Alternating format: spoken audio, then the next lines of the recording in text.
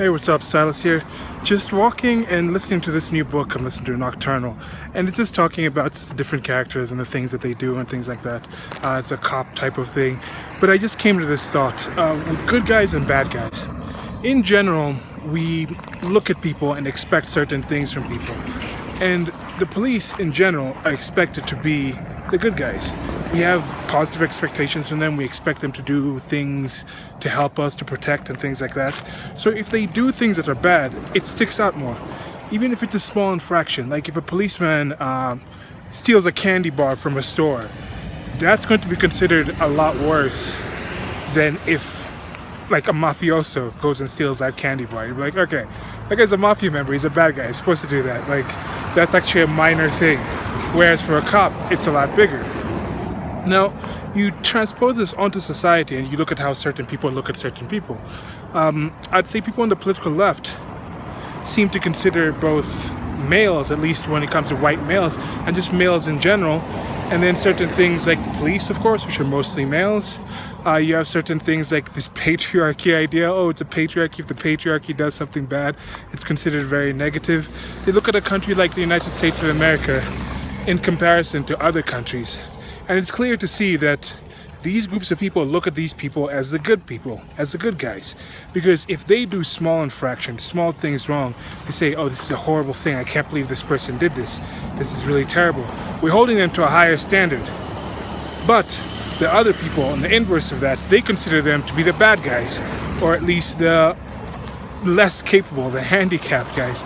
They consider developing nations, minorities, and I'm going to try to start using this term minorities because they want to own these groups. They don't want to actually have these groups have their own actual voices and personalities. So with a lot of people on the political left, it's mine. So it's like minorities or minorities. But minorities also in a bit because they mind that.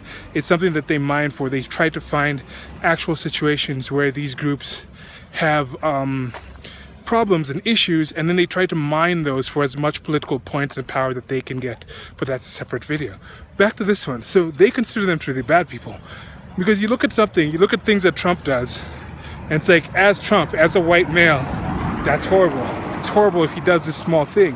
Obama does something similar. Oh, it's different because it's Obama, because they think him as a black person, defining as a black person, is somebody who is lesser than Trump in that kind of situation.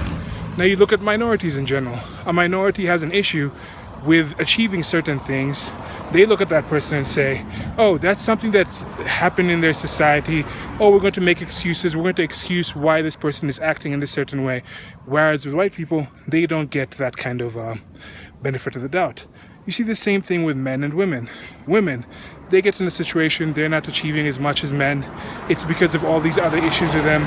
A woman commits a crime, it's like, oh, she must have been hit, she must have been talked about this way, she must have been feeling oppressed, she must have been stressed. A male commits a crime, no, it's a man's fault. He should have known better, he should have done better.